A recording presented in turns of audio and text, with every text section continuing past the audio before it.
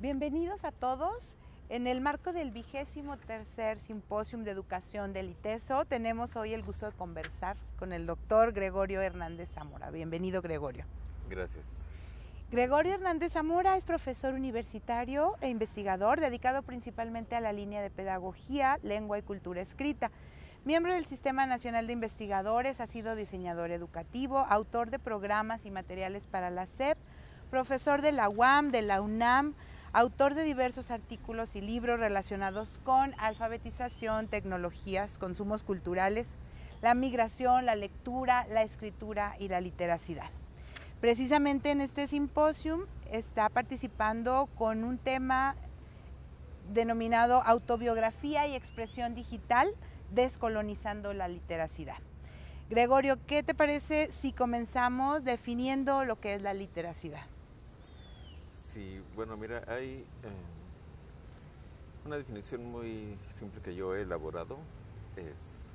Desde un punto de vista personal, literacidad es la cualidad de ser letrado. Sí, una persona que es letrada. Desde un punto de vista social, se puede ver como las prácticas sociales mediadas por la lengua escrita. Bueno, esas son definiciones, digamos, técnicas, simples y sobre todo neutrales. Pero el tema es siempre mucho más complejo y objeto de debates y luchas dentro del sistema educativo y en la sociedad en general. Es decir, realmente qué se entiende por persona letrada, quién define quién sí es y quién no es letrado, cómo se define que una persona sí lee o no lee, practica la lectura o la escritura, y de qué manera las instituciones educativas y culturales, a partir de las definiciones explícitas o implícitas que tienen, diferencian, digamos, a la población en el tipo de conocimientos y de prácticas a las que se les da acceso. ¿Sí? Entonces, en la práctica, digamos, distintos segmentos de la población tienen acceso a distintas definiciones y sus consecuentes pedagogías y prácticas de leer, escribir, pensar y usar el lenguaje en general. Claro. Todo esto de lo que nos hablas, ¿cómo aporta a la idea de educaciones alternativas? Bueno, en particular, digamos, por un lado yo como investigador, mucho de mi trabajo ha sido conocer, indagar las trayectorias de vida y de aprendizaje de personas de baja escolaridad o de personas que han crecido en medios sociales marginados en México y en Estados Unidos. Y al conocer las historias de vida, uno se da cuenta de que entre la gente de medios sociales, digamos, precarios, existen también una serie de experiencias importantes, experiencias de participación, por ejemplo, en grupos comunitarios de salud, a veces de deportes o grupos culturales o incluso organizaciones políticas o de promoción de la salud, en donde la gente aprende muchas cosas y adopta a veces marcos de referencia y prácticas que el sistema educativo oficial desconoce en el sentido de que ignora, pero también que no valida, ¿no? Entonces, todo lo que la gente aprende en sus medios sociales de vida no tiene validez en el sistema educativo. Entonces, descolonizar la literacia significa, en parte, buscar un reconocimiento, una validación y legitimación de aprendizajes sociales importantes que ocurren en las vidas de la gente que de por sí está marginada digamos, en el sistema económico y socioeducativo. Y dentro del sistema educativo también puede considerarse el tema en el sentido de que, digamos, yo tengo una observación, una constatación, después de haber atravesado yo mismo por toda la escalera educativa, desde primaria hasta posgrado, y de haber sido profesor, sobre todo en educación superior, que los estudiantes terminan el sistema educativo, los que salen de licenciatura e incluso los que entran a posgrado o van saliendo de posgrados, buena parte de la formación que se les da es alienante. digamos, es extraño y paradójico, pero una persona, y de hecho no una, sino muchas, pueden terminar una carrera universitaria o incluso atravesar por un posgrado sin lograr expresar realmente sus ideas, ¿no? Sin lograr articular propiamente su pensamiento, sin lograr adoptar una visión que al mismo tiempo sea informada por el conocimiento académico y científico en distintas áreas, pero también que sea una visión que pueda mirar al mundo real, digamos, extraescolar, desde perspectivas pues, críticas, analíticas. Entonces, en parte yo a eso lo llamo un proceso de silenciamiento. ¿Sí? Se supone que todo el sistema escolar consiste principalmente en que los alumnos tienen que leer y escribir, sobre todo pues expresar lo que saben a través de textos escritos, a veces exposiciones orales, pero realmente ocurre un silenciamiento, en el sentido de que no se expresan sus personalidades. Muchas veces se adopta, en el mejor de los casos, lo que serían los alumnos aplicados, pues adoptan el discurso oficial que ellos perciben que es lo que sus profesores quieren, con tal de salir bien en sus calificaciones, pero no lo conectan ni con su propia vida personal ni con los problemas sociales agudos que realmente existen fuera de la escuela, ¿no? Entonces, descolonizar ahí la literacia significa enseñar y crear espacios donde los estudiantes se reconecten con sus identidades, con su personalidad, con su voz personal, que puedan decir y escribir cosas donde ellos sientan que son ellos. Lo digo porque explícitamente he indagado, he preguntado, entrevistado y a través también de ensayos o actividades escritas que yo hago. Y muchos de ellos dicen, pues sí, estoy haciendo esto, pero no soy yo. Lo que está escrito ahí no representa lo que realmente yo pienso, ¿no? Ahí estoy concediendo a lo que mi asesor me pide o la escuela, ¿no? Claro. Con este propósito de romper con el silenciamiento, retomo pues dos conceptos que tú trabajas en muchos de tus artículos, que es la noción de leer y la noción de escribir, ¿no? En estos dos campos retomo ahora un lugar común que se relaciona específicamente con la lectura. Se dice que los mexicanos no leen, que no tienen el hábito de la lectura, que en la universidad no se propicia tampoco la lectura y mucho menos la lectura crítica y de mayor profundidad. ¿Qué opinas de todos estos lugares comunes? Bueno, lo primero que opino es que es algo de lo que ya se ha hablado muchísimo desde hace años, sobre todo en México, a partir de que el gobierno comenzó programas nacionales de promoción o de fomento a la lectura. Pues empezó a haber mucha, digamos, se colocó como un tema de discusión o de conversación en los medios, en distintas instancias. Y creo que ha sido suficientemente argumentado y también mostrado y demostrado con datos, con investigaciones, con análisis que me parecen serios. En primer lugar, que esa es una afirmación insostenible, es una caricaturización, es una generalización sobre todo que no se sostiene en cuanto a uno le empieza a rascar un poquito por donde sea. O sea, digamos, si lo ves como las mismas encuestas que hace el gobierno, que son, digamos, investigaciones cuantitativas, aportan datos que pueden ser analizados, interpretados de manera que se cuestiona la afirmación. La investigación cualitativa, pues con mayor razón. Pero aquí entra justamente el tema que señalaba al inicio, de cómo el concepto de literacidad o alfabetización o lectura, aunque uno los puede definir en un sentido técnico neutral, en realidad son objeto de confrontación y conflicto social, en el sentido de que cuando se afirma que los mexicanos no leen y no tienen el hábito de la lectura, hay detrás implícitos una noción o definición de qué es leer y qué es lectura. Y esa noción pues en lo personal escribí mucho a principios de los años 2000 sobre eso, porque es una noción que reduce la lectura o identifica lectura con lectura de obras literarias, de autores importantes y de editoriales de prestigio. ¿Sí?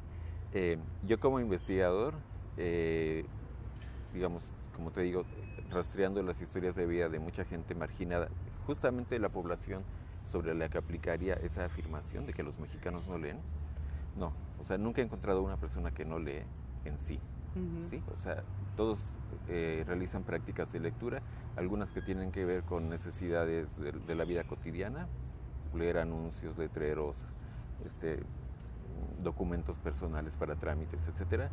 Pero también la gente lee, pues, por ejemplo, la Biblia o fragmentos de la Biblia o textos religiosos, y también muchas veces revistas, periódicos, novelas, ¿sí? Entonces, cuando se hace la afirmación, los mexicanos no leen y no tienen el hábito de la lectura, lo que están diciendo es, tenemos esta definición que circunscribe la lectura solamente a este tipo de obras, y por lo tanto, todos los que leen otras cosas que no caen aquí, vamos a decir que no leen, ¿no? Bueno, en segundo lugar, esa definición excluye prácticas que no tienen que ver con la literatura, justamente, ¿sí? O sea, uno lee cosas que no son literatura siempre, es decir, novelas, por ejemplo, ¿no? Leer periódicos también es leer. Leer documentos institucionales para resolver trámites personales es leer, ¿no? Leer propaganda política es leer, ¿no? Etcétera, etcétera, ¿no? Y bueno, también una tercera dimensión que yo he cuestionado del concepto del hábito de la lectura es que se le identifica con una función que es leer por placer, o una modalidad de leer, ¿no? O sea, se dice que si la gente no lee por placer y gusto, eso no es leer.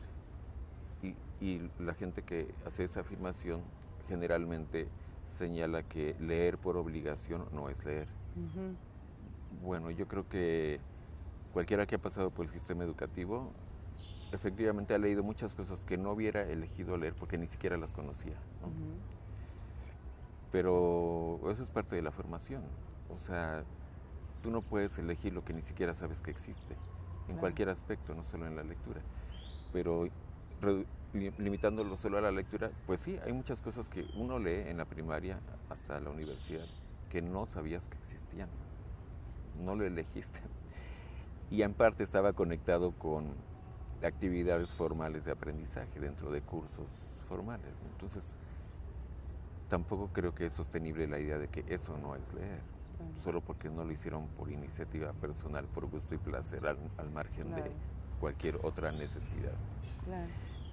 Bueno. Y ahora en esta era tecnológica, bueno, también todo lo que se lee a través de las pantallas no entraría en la definición canónica de lectura, ¿no?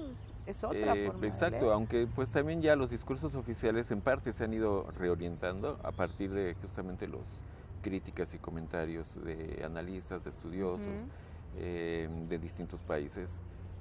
Entonces ya digamos en los discursos oficiales sobre la lectura pues también se incorpora la lectura en pantalla, le llaman, ¿no? Lectura en medios digitales, en dispositivos como computadoras o teléfonos celulares, etcétera. Pues entonces ahí realmente para mí el tema o un tema importante del cual he escuchado poco o casi nada, digamos, si uno entiende por leer, descodificar un código escrito, es decir, letras. Las letras pueden estar escritas en un papel, que puede ser una hoja suelta, un periódico, una revista, un libro, o pueden estar escritas en una pantalla digital. En ese sentido estrictamente técnico, pues sí, creo que todo eso es leer. Pero ahí también hace falta introducir el tema de qué es importante leer y para qué leer, ¿no? O sea, no es solo importante, porque en la visión predominante que es por un lado de las instituciones, por otro lado de los medios de comunicación, que insisten en la cantidad de la lectura, ¿sí? Que evalúan la, La velocidad, y la fluidez y esto.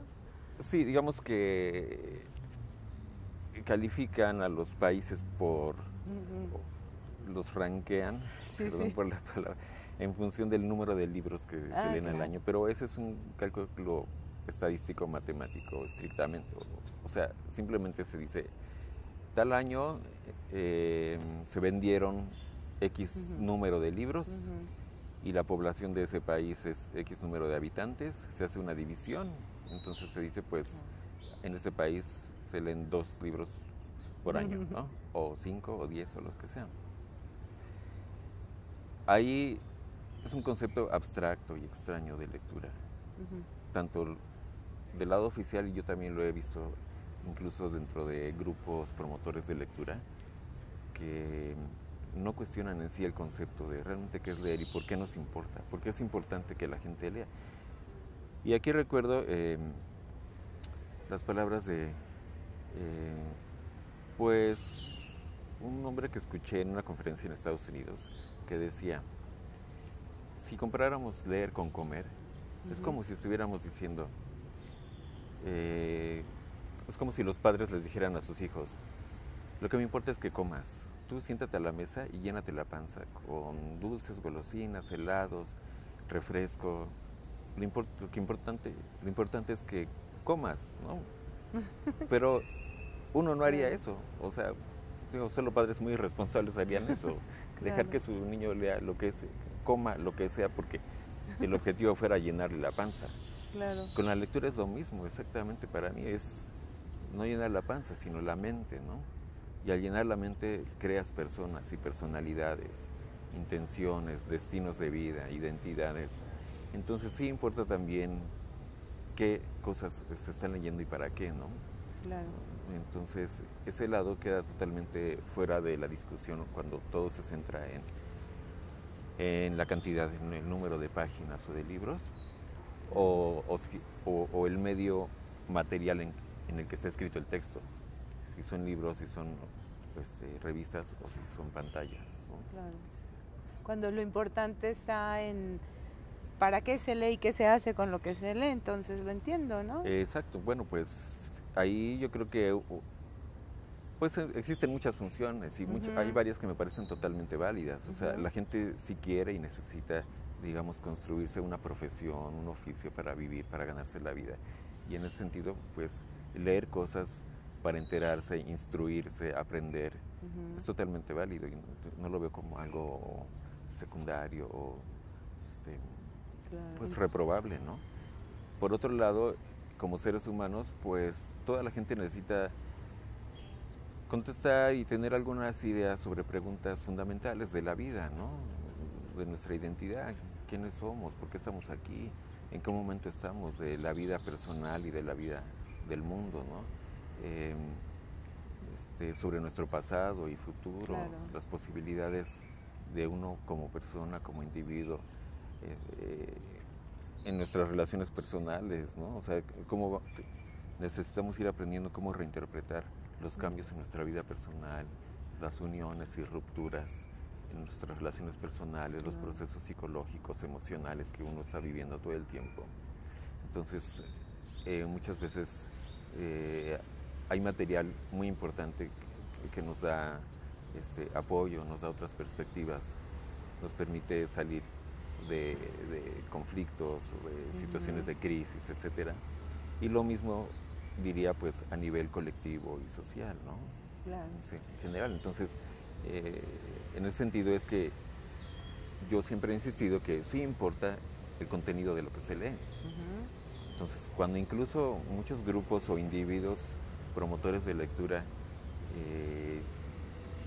tienen un discurso, se siguen manteniendo en el discurso de que lo que importa es hacer que la gente lea por gusto y placer. Y muy pocas veces escucho que hablen sobre el contenido de los textos que ellos mismos promueven. O sea, obviamente ellos seleccionan, ¿no? Cuando tú vas a la calle o a un centro comunitario a promover la lectura, tú escogiste libros y esos son los que tú llevas, ¿no? Por alguna razón los escogiste. Y yo he encontrado que en general muchos de esos textos que se eligen para promover la lectura, yo diría que muchos que yo he conocido son buenos. Lo que hay que hacer es poder decir por qué son buenos y no nada más decir que es bonito leer. Entonces aquí te traigo algo para que aprendas digamos, para que desarrolles el placer de la lectura, ¿no? O sea, te estoy leyendo una historia, puede ser un libro infantil para niños de 3 años, tiene personajes, tiene historias, tiene dilemas humanos y emocionales, ¿no? El niño que quería tener un perrito y sus papás no se lo querían comprar, vive una situación humana, ¿no? Atraviesa problemas, conflictos de incomprensión, deseo, frustración. Bueno, porque habla de esas cosas, es importante ese texto. Y ahí es donde justamente creo que es donde sí se diferencia lo que mucha gente llama la literatura barata. O sea, lo que es barata no solo porque cueste poco dinero, o ni siquiera porque la produzcan empresas comerciales, ¿no? Sino porque no ofrece los matices ni las perspectivas que permitan realmente un crecimiento de las personas, ¿no? Son historias donde hay estereotipos y donde muchas veces están llenas también de actitudes de violencia, de discriminación, o sea, sí, claro. que contribuyen a lo que contribuyen la lectura, la que sea, ¿no? Buena o mala, contribuye a una cosa, es a crear personalidades e identidades, ¿no? Entonces, en ese sentido, para mí, como, digamos, promotor cultural y como maestro, educador, etcétera, yo veo mi trabajo no tanto como promover la lectura. O sea, yo recibo gente, por ejemplo, estudiantes que llegan a la universidad, que provienen de toda una vida de haber consumido miles y miles de horas de ver programas de televisión, telenovelas, series gringas, partidos de fútbol, que son absolutamente fanáticos de eso, que saben todo acerca de eso y nada acerca de otras cosas, que les es muy difícil ver y apreciar de otra manera la vida, las personas, incluso sus propias posibilidades de vida. Entonces, para mí el tema no es promover la lectura, sino moverlos de los esquemas que ya tenían, que fueron construidos a través de esas prácticas y materiales de lectura, hacia otros. O sea, como ampliar su gama, su panorama pues, de recursos, de símbolos, de conceptos e ideas para mirar el mundo. Claro. Todo lo que comentas, bueno, me parece sumamente interesante y me recuerda un poco la frase sobre la lectura de Paulo Freire, ¿no? Leer para comprenderse a uno mismo, leer el mundo, más que en el sentido de leer un texto en particular, es leer un texto para poder leer después el mundo, leer al otro, leer lo que está sucediendo en la realidad, ¿no? Eso es lo que voy. Pues, es una frase que es muy famosa, que dice leer los textos para leer el mundo. No sé si esa frase originalmente la inventó en inglés, porque él estuvo viviendo unos años en Estados Unidos y escribió cosas en inglés. Porque en inglés es una frase que rima, digamos, es una frase poética, ¿no? To read the word, to read the world. ¿No? Leer la palabra para leer el mundo. Y a mí siempre me ha gustado, por un lado, porque es muy corta, muy sencilla, pero muy profunda en su significación e implicaciones. Claro. Prácticamente es la frase que resumir lo que dice mejor todo lo que acabo de decir. No, bueno, no o sea, me me importa es hacer que la gente lea palabras para que amplíe su mirada al mundo. Y su mundo, el mundo incluye a ellos mismos. Claro. Sí, como individuos y en sus relaciones personales y su lugar y sus distintos lugares sociales, ¿no? Los distintos lugares que la sociedad le asigna a uno, y poder identificar, como diría el conferencista de hace rato, las jaulas invisibles en las que uno está metido, ¿no? Cierto. Por lo menos tener conciencia de que está uno metido en ciertas jaulas invisibles, y pues ya es otra cosa decidir si te sales y encontrar maneras de... Claro. Y aquí en este punto me encantaría que profundizaras un poco sobre el papel también de la escritura, ¿no? Y la relación tan profunda que hay entre estos dos actos. Bueno, en lo personal yo lo ligo esto también con el concepto de la descolonización de la literacidad, porque tanto el discurso educativo oficial como el discurso cultural de promoción de la lectura posicionan a la gente en el rol de consumidores, de consumidores de ideas y de textos y de palabras. Cuando se dice que el objetivo, cuando se establece como objetivo, como agenda de acción, ya sea institucional o de acción comunitaria, formar lectores, suena bonito, pero es una visión parcial, bastante cuestionable además.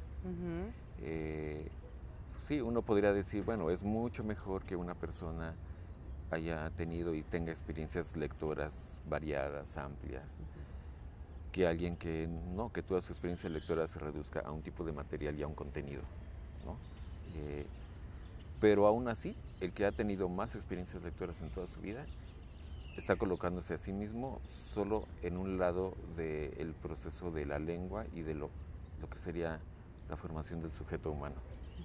O sea, esto está totalmente conectado con la idea de lo que se trata no es para mí formar lectores, sino formar agentes o actores sociales, ¿sí? Claro. O lo que algunos llaman sujeto social, ¿no? Pero me gusta más la palabra actor, porque es fácil ligarla a su sentido teatral, cinematográfico, o sea, sí, en el teatro, en el cine, hay actores y hay público. Sí, entonces, cuando decimos que queremos formar lectores, lo que estamos diciendo es formar públicos. Eso es lo que ha hecho la radio y la televisión toda la vida, sin decirlo. Nos colocan en el papel de público. Claro. O sea, en el mejor de los casos eres un público muy informado, muy enterado de lo que hay.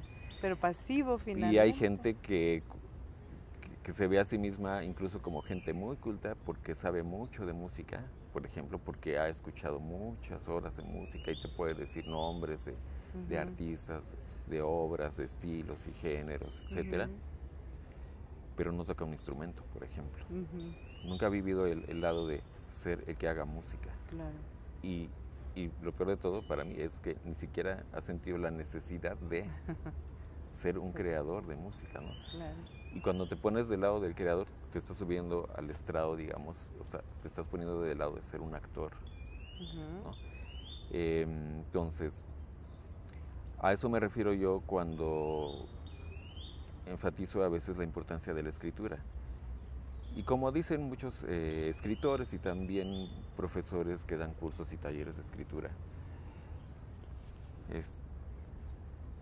tú para escribir tienes que leer, tienes que ser un lector.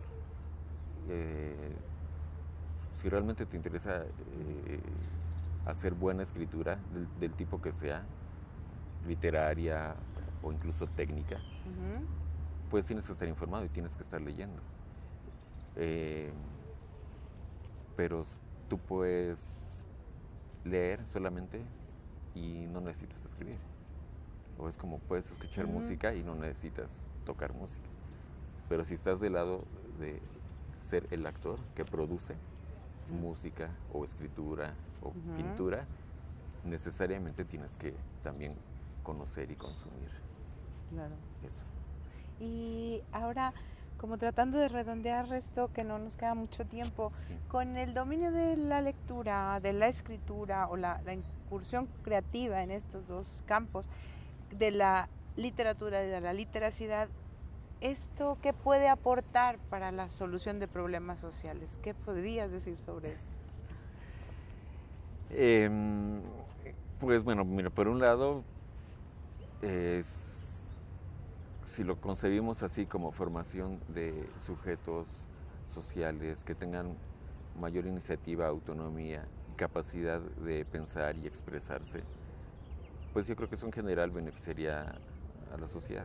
En donde quiera que esté una persona que tenga mayor iniciativa, posibilidad de articular ideas, no solamente de obedecer órdenes, seguir instrucciones, pues yo creo que eso es bueno, tanto en el medio laboral como en la ciudadanía política, etcétera, donde sea, ¿no? Vivimos además en un país donde es tremenda la incapacidad de articular ideas con lenguaje. Lo vemos con los políticos, en primer lugar, número uno, gente que titubea o gente que recita eslogans, y que por lo tanto ante esa incapacidad y ante esa, pues sí, podríamos llamar incultura personal, es mucho más susceptible de manipulación. Incluso gente que está en altas esferas del poder, siempre hay alguien más arriba que puede manipular. Si tú no tienes ideas propias, pues eres fácil presa de formas de manipulación, ¿no? Bueno, entonces en ese sentido, pues creo que manejar el lenguaje, conocer, porque pues el lenguaje es el medio que les permite a los seres humanos inteligir el mundo, ¿no? Claro. Pensar el mundo, y ya en función de cómo lo piensas, pues actuar y evitar también ciertos tipos de acciones, ¿no? Claro. Gregorio, una última palabra con respecto al papel de los profesores o de los docentes ante esta situación, ¿no?, que le toca a la universidad. Pues yo diría dos cosas. Una, sí ayudar a apoyar a los estudiantes para que mejoren su manejo del lenguaje, para que se familiaricen también con ideas y contextos y autores. Es decir, creo que es una obligación de las instituciones, especialmente de las universidades, formar y egresar gente que tenga un mejor manejo del lenguaje y un mayor conocimiento de la cultura escrita. Y otra, pues, digamos, comenzar a reflexionar sobre la variedad de formas de silenciamiento, ¿sí?, de los estudiantes. O sea, las instituciones son muchas veces muy autoritarias, los programas, los reglamentos o los profesores en lo individual. Y lo que se logra es inhibir el deseo y la capacidad de expresión propia de los estudiantes. Entonces muchas veces pues pasa lo que decía el expositor de hace un momento, o sea que realmente la escuela se convierte en lo contrario de lo que predica, ¿no? O sea, formar gente que al final es obediente, pero incapaz de articular su propio ser y sus propias ideas y pensamientos. Claro, pues vaya tarea que nos toca a las universidades. Sí. Muchísimas gracias, Gregorio, nos dejas la inquietud por seguir profundizando sobre estos temas. Gracias a todos los que nos escuchan y esperamos seguir conversando en otra ocasión. Gracias, Mónica.